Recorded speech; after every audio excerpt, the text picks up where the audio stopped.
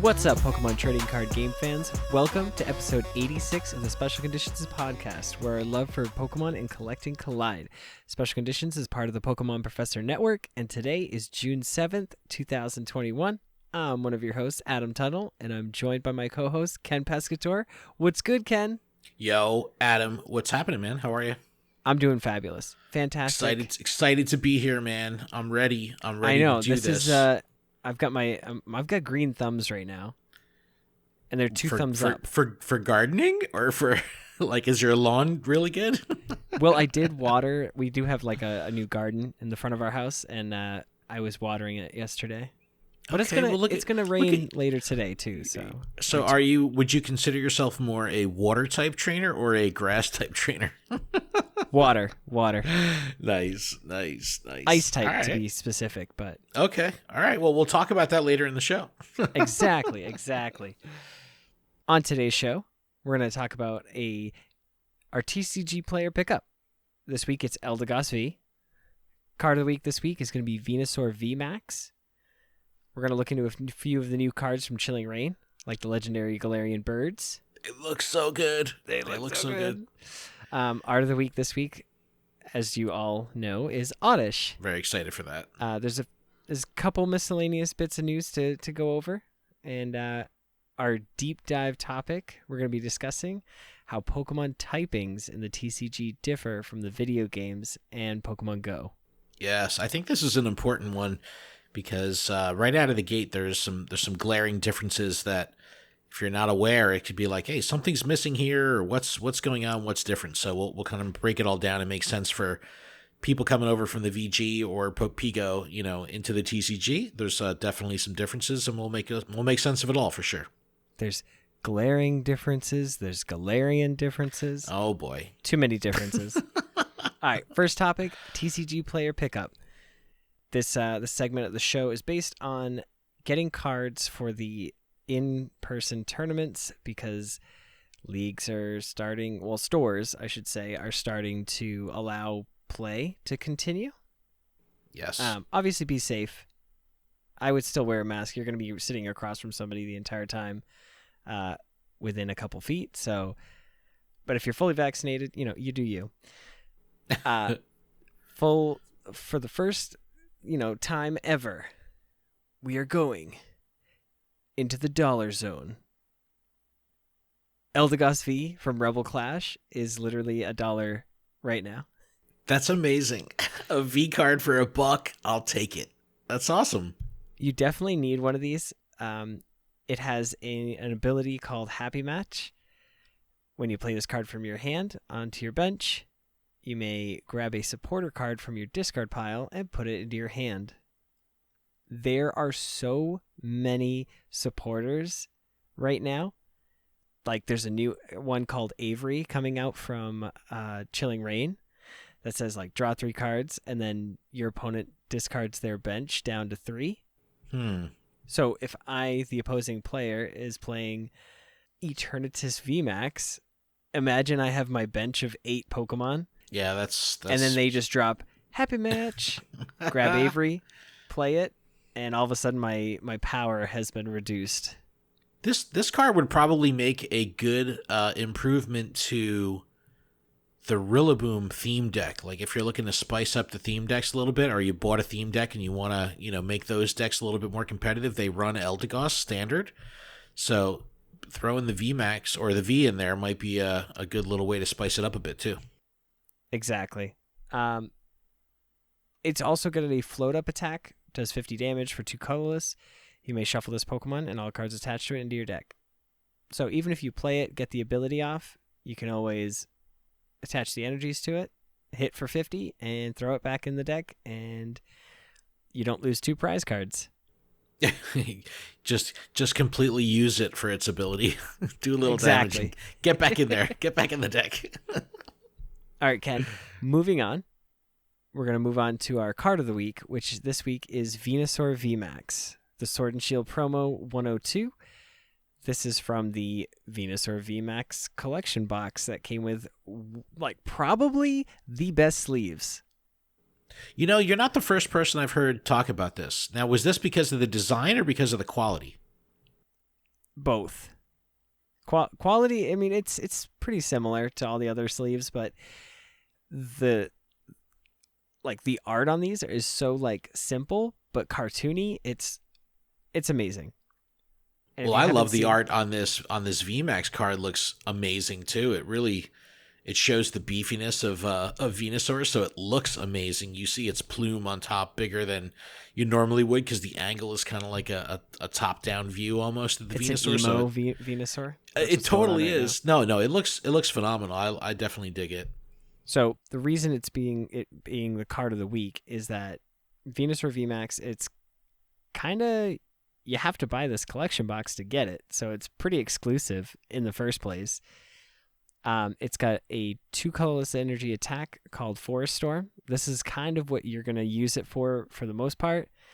It says this attack does 30 damage for each grass energy attached to all of your Pokemon. Okay. All right, doesn't sound like a lot. It does have G-Max Bloom for 210. It's for 2 colorless and 2 grass energies. It does heal 30 damage from this Pokemon. That's plus the 210 damage. Plus the 210 damage. So, it's not that great, but again, he's a quick setup attack. So turn 1, you attach to Venusaur. Turn 2, you evolve into the VMAX. You attach an energy. Already you're hitting for 60. And if that wasn't powerful enough, you've got cards like Cherrim from Vivid Voltage. And this thing says Spring Bloom. As often as you like during your turn, you may attach a grass energy card from your hand to one of your Pokemon that doesn't have a rule box, aka a Pokemon V or a Pokemon GX, etc. have the rule boxes. So if you can get all your energies into your hand, you could just dump a whole bunch of them in one attempt. You can play Professor's Research, dump your hand, draw 7. Oh, you got 3 grass? That's an extra 90 damage right there. And then to accompany that, you could also play it with Rillaboom, with Voltage Beat, the one that searches for 2 grass energies and attach from your deck and attaches them to Pokemon in any way, shape, or form. So you could still attach these to Venusaur. So turn 2, you could still attach the second energy, use Voltage Beat, and then be hitting for 210 and healing at the same time. So really, I guess the real way to benefit from the Venusaur VMAX is to kind of use other cards that are going to accelerate energy. Yes. And then you also can take advantage of the stadium card, Turffield Stadium, which allows you to search your deck for an evolution grass Pokemon. So you can search for the Rillaboom or the Cherrim, whichever play style, fits better for yourself or what you like playing more. I call it free search because it's the best search. Because you don't have to do anything. You just play this, and every single turn you can just go search for something. It's awesome. Just a couple like tech ideas you could throw in the deck. You've got Tropius with attached leaves. It says attach up to 2 grass energy cards from your discard pile to your bench Pokemon in any way you like for 1 colorless. That's really good. You could couple that with like Capture Energy. To play Capture Energy, search your deck for a Venusaur V, and you could play Professor's Research, discard some energies, and then use that attack to draw energies onto the bench Venusaur. We've also got Oranguru. This allows you to put something that you don't need back on the top of your deck and hopefully draw into an energy to be able to pump them out. And then you've also got Beedrill, which is also wicked cool. It has Elusive Master. It says it's an ability. It says once during your turn, if this Pokemon is the last card in your hand, you may play it onto your bench. If you do, draw 3 cards. Now you can just search for that with the Turffield Stadium. So if you can get your hand down size to 0, you could always keep one of these in your deck and just search for it on a whim, grab it, play it down. Because there's a lot of reset stamps in a lot of decks right now. So if they reset stamp you to 1, and it's like an energy, and then you could just go search. Play that card and then search. Oh, nice. Yeah. That's and awesome. For 2 energies, you're hitting for 120. Venusaur VMAX is something to keep an eye on. No, that's awesome. And I like the fact that you have options here to play it efficiently. And, I mean, how often, like, I mean, you're pretty much every match, do you use your G-Max move early, mid-match, late match? Like, how do you typically strategize? Is there any consistency to that across the game, or does it really matter for, like, the situation or the card? It matters more for the situation. Like, if you know that you're going to be taking some heat and you need to stay, because it has a massive 330 hit points. So if you need to stay at a certain hit point range where you can't get one shot, that's what you want to do. But if you can one shot them with the Forest Bloom or Forest Storm, that's what you want to do. Well, it seems like you could get this thing in and have 4 energies on it quickly if you use these other, like, acceleration tactics to get things built out. Like, it just seems like it could turn really quick. Yeah, for sure. Oh, that's awesome. That's good. That's efficient use. No, I like that, because that's like with the addition of the VMAX cards and all this stuff, it keeps the pacing of the game fast, and, big damage to kind of compensate for the big hit points and all that stuff. So it keeps it exciting, but it's not like you're using turn after turn after turn to just get set up. You can a turn or two and you're there. You're ready to fire. Yeah, I'd say by turn 3 you should have everything set up and you should be attacking on a consistent basis. Oh, that's good stuff. And like I said, I don't know, the Gigantamax Venusaur art on here is just awesome. I love that card. Looks good. All right, I want to talk about every so often Pokemon.com puts together kind of like a little bit of a recap article on not just upcoming sets. Sometimes they look at deck profiles, sometimes they talk about art, but whenever a new set drops, they kind of talk about some cards to look out for. And we have Chilling Reign coming out on June 18th. We already see packs circulating in the wild right now because of the pre-release build and battle boxes, so that's cool. We're seeing the cards. But just to recap the actual expansion, it's 190 something cards. It features a bunch of Galarian Pokemon. There's 15 V, 8 VMAX Pokemon. There's new Single Strike and Rapid Strike, so that mechanic is going to continue, of course. And there's a bunch of new trainer cards, and I think there's 3 additional special energies in the set. So there's a lot of, like, really cool mechanical changes that are coming along with this. But like I said, Pokemon.com put together a list of some of the cards we should take a look at.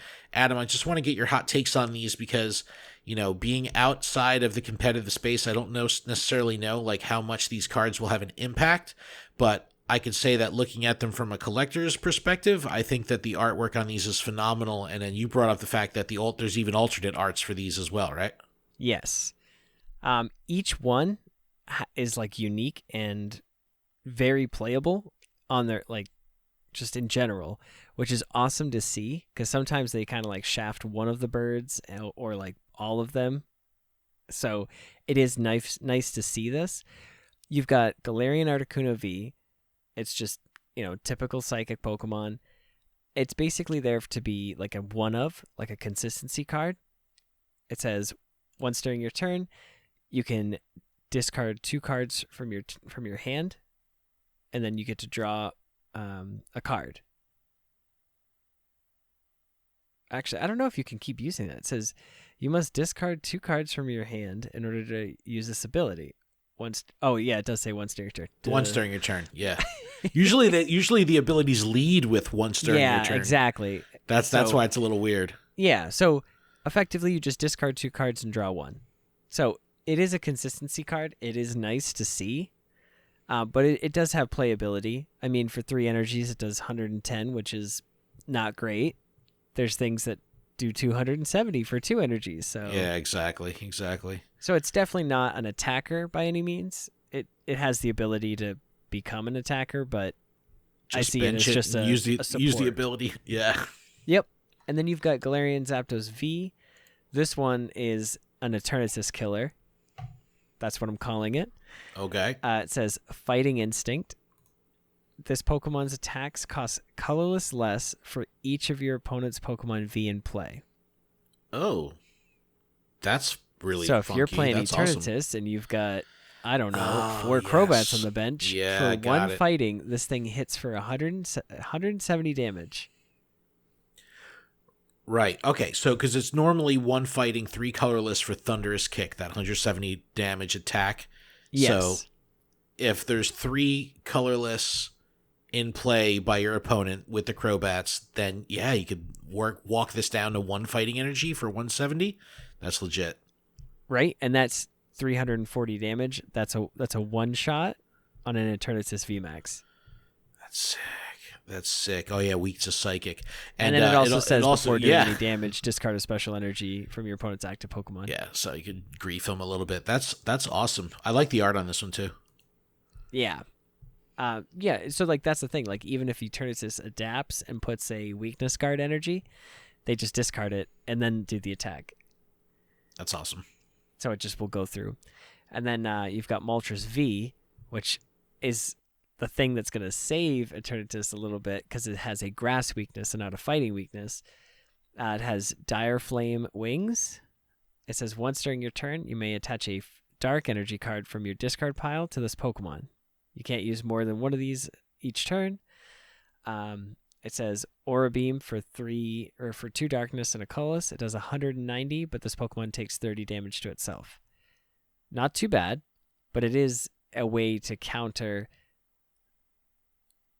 effectively a Zapdos. So they could knock out your Eternatus VMAX, but you could counter with this and a Zigzagoon Ping to place 1 damage counter down. And be able to hit that 200 to just take the knockout in reverse. And then even if they attack you, 17, 18, 19, 20, 21, 22, yeah, you still got the advantage because even if you take 30 damage to yourself, you still have 20 extra hit points that they need to somehow find a way to do that, to knock you out with their Zapdos. Nice, right. And from an art perspective, would any of these... you like the best? I don't know. I think the Articuno, the Galarian Articuno, is the coolest art. It just looks, I don't know. It looks like a superhero. It looks like it could be like an X-Men or something like that. It looks like Hawkeye. That's what I'm saying. It looks like a superhero. Its eyes are like lit up and it's got like electric beams flying out. It looks so awesome. I don't know. I'm a huge fan of Moltres. They're all good. They're all good. Funky. Absolutely funky. There's a lot to look forward to in this set. There's a Rapid Strike, Inteleon VMAX, Inteleon the whole line. You got Sobble, Drizzle. It's just there's just so much to look forward to. There's new single strike energies. There's new single strike Pokemon. There's new Rapid Strike Pokemon. So those style decks will evolve, and that's what I absolutely find fascinating with all the new sets that are coming out. And it's nice to see. Even in like future sets, you can still see that there are more Pokemon that are to come that have the single strike and the rapid strike rule boxes, or not rule boxes, but right. But I mean that's gotta last for at least the end, till the end of the Sword and Shield block, right? You know what I mean? Yeah. So with the rapid, so Battle Styles is the start of its own like series, because like the next series to go is going to be the Sword and Shield Rebel Clash. Is calling it a gimmick a bad thing? No, you know what I mean? No, that's what it is. That's what I mean. Like that's the current gimmick mechanic, but I don't know. I always associate gimmick with some kind of negative connotation. Yeah, but yes, you are right. That is the gimmick. But that's good, man. I'm looking forward to getting my hands on some of these. I honestly have just been so impressed with the art, and not just the art, the quality of the art, but the styling and the design. Like the cards just look so much more, I don't know. They just alive? have alive. That's a perfect word for it. It feels like you're playing like with like movie cards. Yeah. No, that alive is the perfect way to describe it. The cards just, they look so natural, like the way you could really picture the Pokemon moving, and they're, especially when you talk about the V and the VMAXs and the full arts, even like the full art trainers, like they look alive. They look real. So it's so awesome. All right, Ken, you want to talk about the art of the week? Sure. I'm very excited about this one from the random number generator last week. Oddish, the weed Pokemon, is the art of the week. And Adam, I think you said that there was 22 Oddish cards or something like that. Yeah, there's 22 to choose from. That's so awesome. And like at first, I can narrow it down pretty well. Like if there's ones that have like stock art, or just they're just older sets, they're just not there, artistic wise. It's just like gone. Yeah. See you later. But I narrowed it down to 12. But this one was really difficult. It really was. Well, you narrowed it down to 12, and then you narrowed it down further to 4, which is cool because I think you have some really good examples of different styles of art with these cards. Well, one was an honorable mention because you're a huge fan of the clay art. I do, man. I love any card that has practical art, and you were kind enough to include 2 different practical art cards here with Oddish, and I think it's super cool because Oddish is just a super cute Pokemon. But the first one you put here is from Hidden Legends. This is from the artist Yuka Mori, and yeah, it's just like I don't know. It looks like they found a pile of dirt and then they just threw it. It's so there. Cool. That's the cool thing. It's like when you see a photographed card where you're like, yes, that's not computer generated, that's not painted, that's not drawn. That's a photograph. That's real background. That's real terrain. It gives a card a very unique look. And this Oddish just kind of looks like it. I don't know. It just looks like it could be made out of candy or something like that. It's super cool. Running Poison Powder and Razor Leaf again. Not necessarily a powerful card, but aesthetically, it's definitely unique because. And it looks a little. Art. It looks shiny, to be honest. It's a little purplish. It's definitely purplish. So I don't think they call it out as a shiny, but it definitely looks that way. The next card you brought up was the Oddish from Burning Shadows. This is from Sumiyoshi Kazuki, and this one is awesome. It's just kind of Oddish laying in like a field of like small plants or other weeds, kind of like staring up into the sky. But you can really see the different, lengths of, I don't know what kind of leaves they are on top of the Oddish's head, but it's just super cute. Tiny little eyes, tiny little mouth, and he's just like chilling, laying back in the grass. Yeah, it's such a big open field. Yeah, it's like just Oddish chilling. It just gives you a relaxing feel when you look at it. Right? It's super cool. The next one, I have very limited experience with this set because this is when I was definitely hard out of the TCG, but this is from Aquapolis. This Oddish is by Kyoko Umimoto. And it has that, the e-reader style card art, which is really neat, but it's definitely like a very, I don't even know how to describe the art on this. It's almost like pop art where you have like different kind of, I don't know, like different colorways for the different leaves on top of Oddish's head. The design is really awesome, and it's just very pop artish because there's like a crescent moon in the background. And the moon is lighting a specific section where Oddish is, and Oddish is just taking in the moonlight. And it's so funny because it's like there's clearly like mountains or an island behind him, but he's just on this tiny little leaf. Or floating in the water. Like, what are you doing out there, Oddish? Yeah, how are you getting back? That's I'm more worried about your safety. It's so awesome. No, but this one is very cool. I just Oddish has this look on its face, just like it's so happy and yeah, and even the watercolors are like deep purple, lavender, sky blue. Like it's just a mix of a bunch of different colors to make the water, which looks so wonderful. Yeah, no, the art is sick. I love it. And then the last one you featured here is by far my favorite. Again, coming with some more practical art. This one is from Unbroken Bonds. The artist name is actually just listed as the 4 numbers 0313, so I don't know what that's all about, but that's how the artist is listed as. But this is a crocheted Oddish that's almost like on a paper craft style background where you see like different, like it looks like paper craft, right? Like the actual ground and leaves and everything. And then you have this wonderful like little crocheted Oddish that is just practical and real with the moon behind it, and I'm absolutely in love with it so much. So it's the greatest thing ever. But I will definitely put links in the description to all of these cards so you could check them out. We'll also include this. We're going to be doing a weekly kind of companion blog on our website that'll go with every episode, so you can actually see the physical cards of everything that we feature on each episode of Special Conditions. So check out PokemonProfessor.com.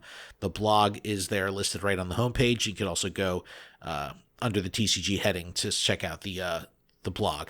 But I love these, Adam. These were good picks. I almost want to dig into like the full 22 cards. But no, you don't. Trust me. But I know some of them are like super basic. Like even like base set Oddish is just like, super, super basic. But yeah, that is like computer CGI'd, and like it just looks. Well, did you see that website that posted pictures of like how a lot of the base set cards were like the backgrounds were literally from stock image sites that Pokemon used, and like so it's so funny that they made that work. But I gotta say, the Crocheted Oddish is by far my favorite. It's the greatest thing ever. It looks so cute, and I want it in my life. Not just the card, the actual Crocheted Oddish. Give it to me. Give it to me. Give it to me. Give it to me. Good stuff. All right, Ken, you ready? You ready for next week's? All right, you gonna hit the random number generator? Oh, I'm gonna hit the random number generator. Do it. All right, I did it. It's Machoke. All right. So we'll go to a fighting Pokemon next. Exciting. Make note of that. All right, that's Machoke. not bad. I'm excited for it. No, me likey. Awesome. All right. Well, what do you say? We're about 25 minutes in. You want to take a little quick break before we do the tail end? Let's do it.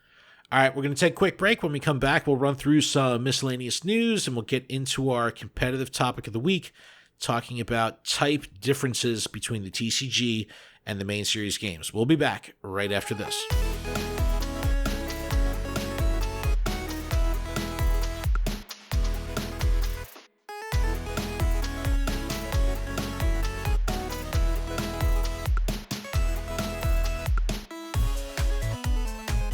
And we are back. Ken, did you get a sip of water? I got more than a sip of water. I got a sip of water, and then I also had a sip of seltzer Pellegrino because I'm fancy. Ooh. I love my Pellegrino. It's the best thing ever. Well, speaking of a little fancy, we've got a little housekeeping real quick. This podcast is powered by Patreon. You can check ours out over at patreon.com/PokemonProfessor, where you can support the show for as little as $1 a month. That $1 is going to get you access to our patron-exclusive Discord, which is a fantastic place filled with fantastic people. All patrons are eligible to participate in our monthly Pokemon Go and Pokemon TCGO prize tournaments. Registration is in the Discord, and we hope to see you there.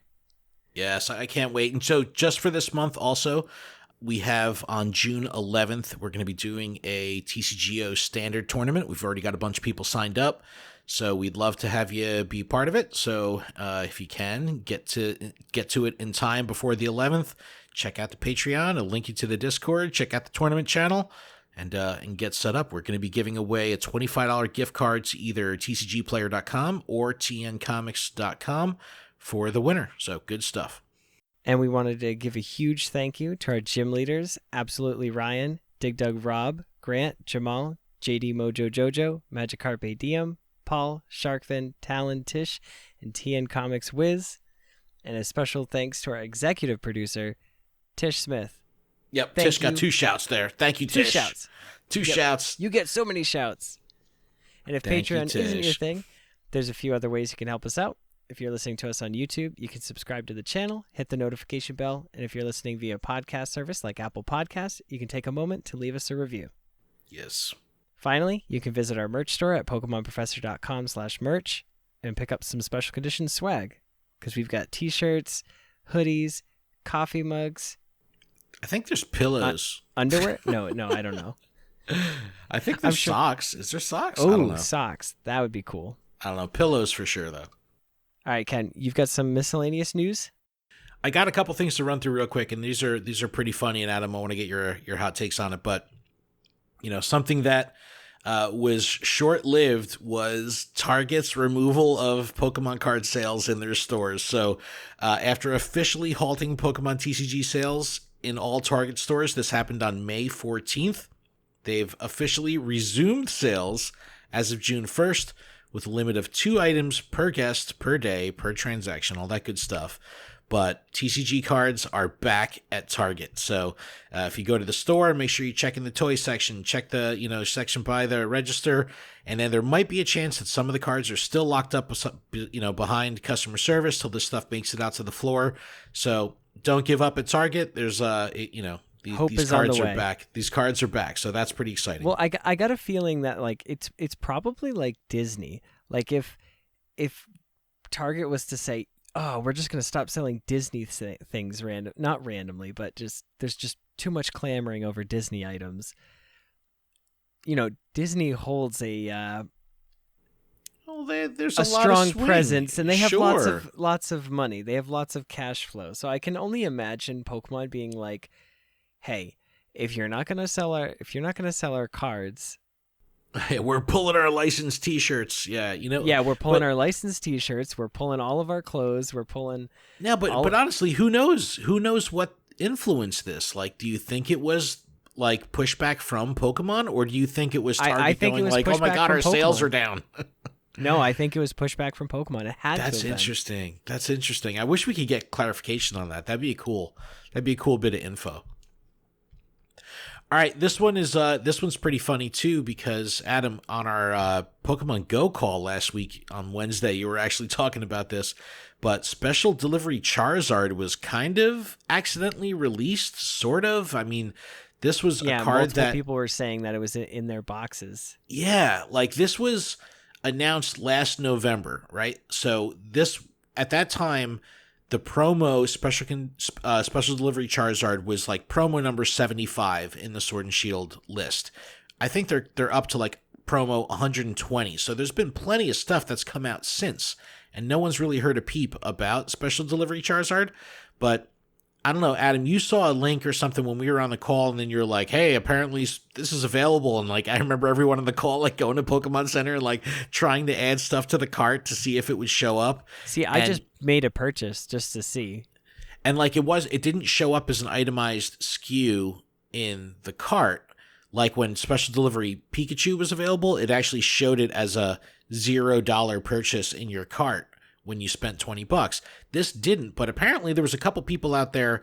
I think I saw like 1 or 2 different posts of people posting their actual Special Delivery Charizard, with, it looked legit, perfectly legit. Didn't look fake at all.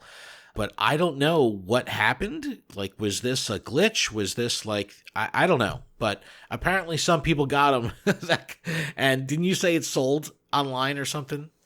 Yeah, well, yeah, it sold on Mercari for like $910 when I looked. That is so insane. That is so insane. So we'll have to see what happened there. But I know if they ever do like officially fire this thing out, that people are going to be absolutely all over it, because just an awesome card. All right, and finally, speaking of Charizard, Logan Paul had his exhibition match with Floyd Mayweather this past weekend.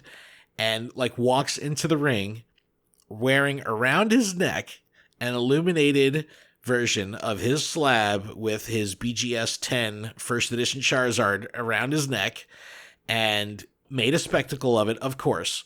And in the match was a draw, by the way, so there was no real winner.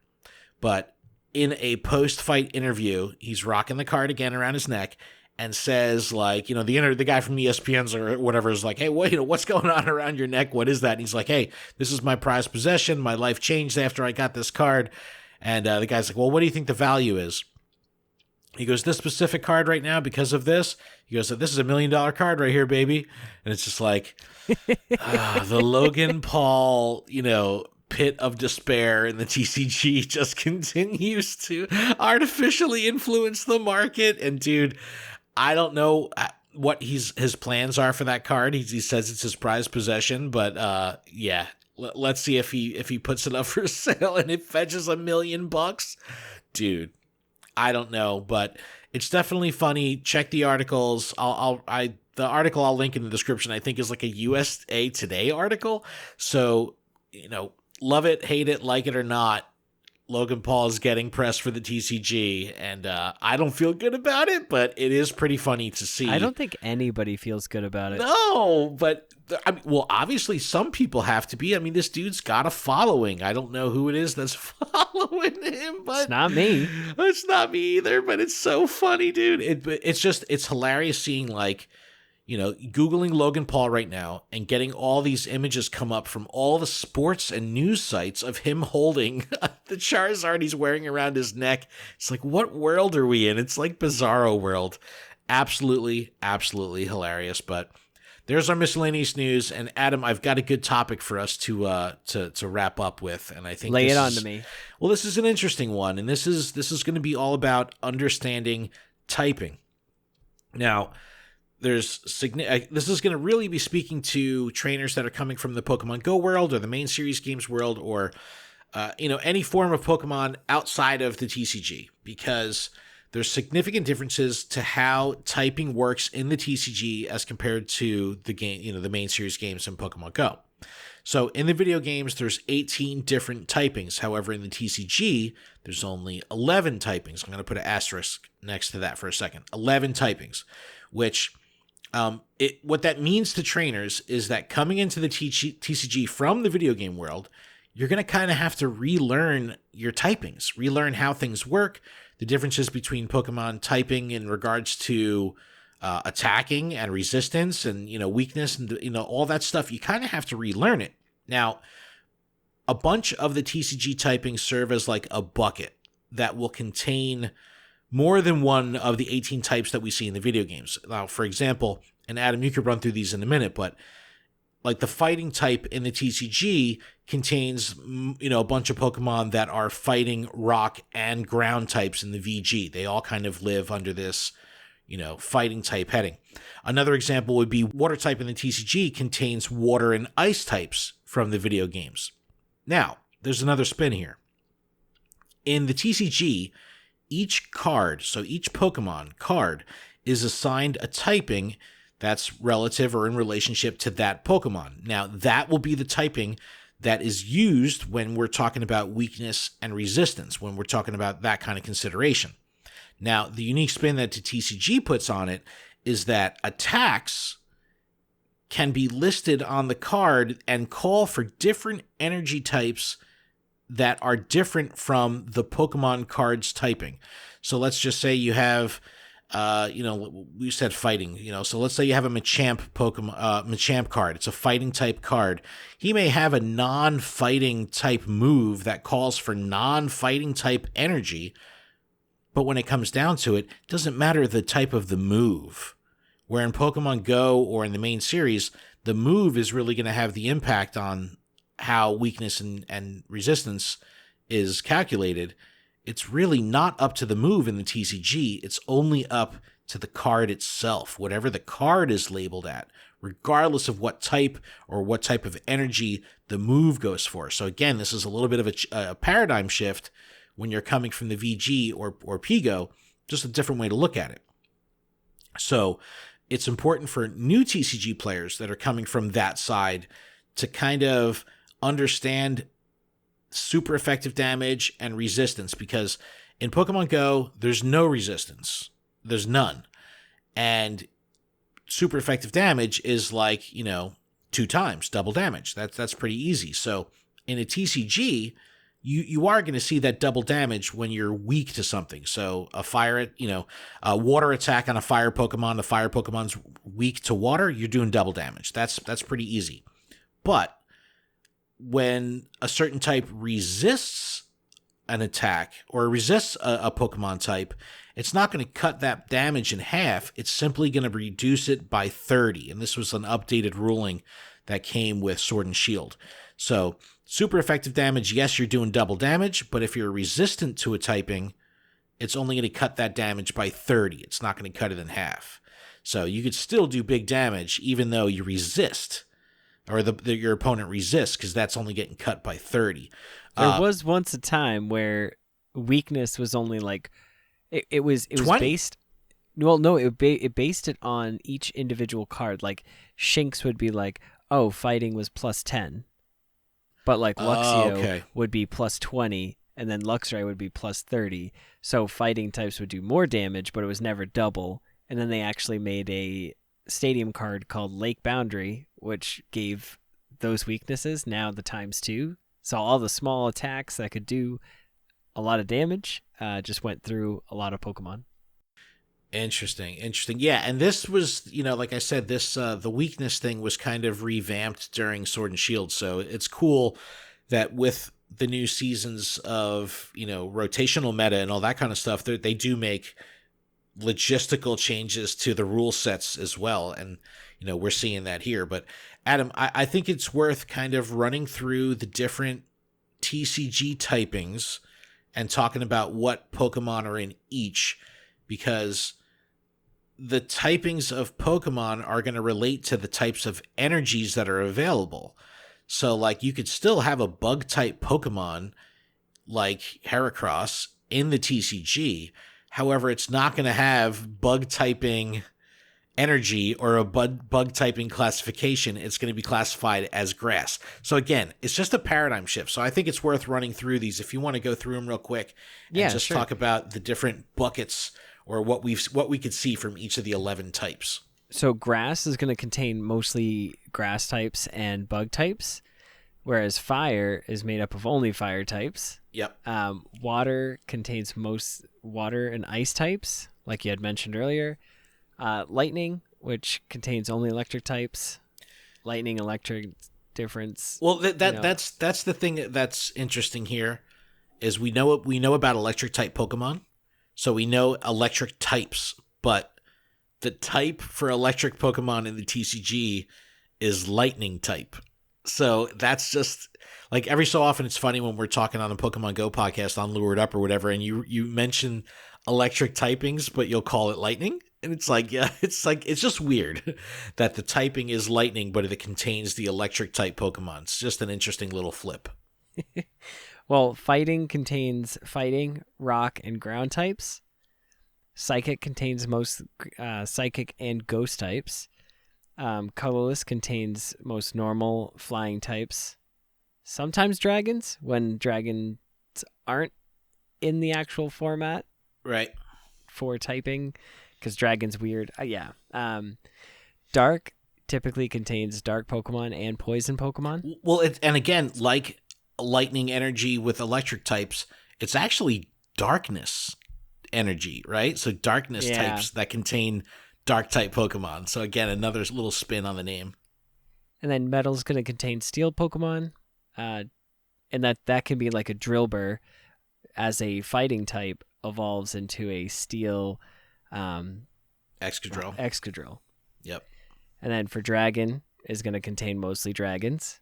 And then fairy, this was removed from the TCG as of the Sword and Set series, which we had talked about earlier.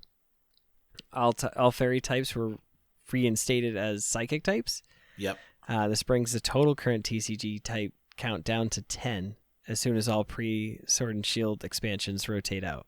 So, obviously, with standard, right? Standard format, we were talking about it last week. When that rotation happens and the pre-Sword and Shield stuff, which contains the fairy types, when that rotates out, that's pretty much like so long. Fairies? Yeah. Yeah. I mean, like, expanded, obviously unlimited, all that stuff, you'll still be able to run the fairies, but I guess you're like, if you're playing in those formats, like in expanded, where you're going to be able to use like Sun and Moon era cards that have fairies, you're still going to be able to run fairy energy, right? Yes. Yep. But they just, like, as they're still available now, there could be, because there's some Sun and Moon era sets that are still included in the current format, they're just considered psychic, right? So that's almost like a, what do they call it? Like a Rattata or whatever, you know. Errata? What do they call? Yeah, when they do like an errata on a card text. So it's kind of like, this is a fairy Pokemon, but, you know, cover your eyes, it's actually a psychic Pokemon. Use psychic energy. Purple. Is that how it works? So that's weird. but you won't have to worry about that after the next rotation because, right? They'll all be gone. That's right. I wonder why they did this. Like, what do you think was the reason for that? It was to make the game more balanced. Was it that it was too hard to run fairy decks because there wasn't enough of them? So it was like an oddball thing? There was a point where you could basically just play the Gardevoir tag team and just roll through everybody. Because you could heal yourself. It just was broken. Interesting. And while we're on the subject of typing here, in a competitive environment, like how does being matched up against a deck that's like generally super effective against your deck, how does that impact your chance of winning? Like in Pokemon severely. Yeah, like in Pokemon Go PvP, if you lose your match type up and switch into something and then they can switch back into something that's going to be super effective, you have no chance. Like you're just going to get destroyed. Like if you're running like a Charizard based deck and I'm using Inteleon or a water based deck, am I like at a significant advantage or is there ways to kind of work around that? Because I know when you play theme decks, if you're playing a theme deck and you have a bad typing matchup, you're wasted, you're cooked. But in standard, is there ways to kind of get around that? Yes. So just like I was saying earlier with Eternatus, like that Moltres is weak to grass, whereas Eternatus is weak to fighting. So it's a good balance to have different Pokemon that are weak to different things. They all can still be darkness, but just different weaknesses will help you with your matchups. Yeah, it's almost like when you almost have to worry about your coverage from a type, not just like your attacking coverage, but your defending coverage as well. Yep, exactly. That's awesome. No, that's super cool. I just always thought it was a unique thing that like when you look at, like if you were to Google like, Pokemon type chart and shows like, 18 types going down, 18 types going across. It's like, all right, well, that's the video game type chart. But TCG, there's nothing consistent because you could have like a card like you were just saying, like the Galarian Moltres that, essentially is it's a psychic type card, right? And but it has the grass resistance. Well, it's darkness, weakness. But it does have the grass weakness though. Yeah, see that's cool. So the stuff varies from card to card to card. So that adds to some, diverse gameplay. It's not like the video games or Pigo where it always lines up. Like there's things that are typings and resistance and all that stuff are case by case because you might have a card that's a certain type but has an oddball resistance for whatever reason. So I like that. I think that makes for diverse gameplay. If you're playing a deck that you have something that's weak, you can always play cards like Articuno that has a resistance to fighting, but it's weak to lightning or weak to metal. So it's like, okay, so that's weak to metal and not lightning. And then you also have a resistance to fighting. So that'll help you, versus a fighting deck, but it also helps you versus a deck that's electric or that's lightning. So like, you're not going to get just like knocked out as quick and they have to work a little bit harder. And that Articuno has an ability that says supporter cards can't affect it. So boss's orders, you can't, like they can play it, but it does nothing. And your Articuno just stays active. Interesting. Awesome, man. So there's ways around your weakness. So it's never you're just auto lose, but it makes it very difficult. Well, that's good stuff. Well, no, that's awesome, man. Thank you for the clarification because I know it's easily, especially in TCGO when it's very easy to get discouraged when you see your matchup and you're like, oh. You look at their deck box and it's like the opposite typing. You're like, I'm screwed. I'm beat. Exactly. All right, Ken.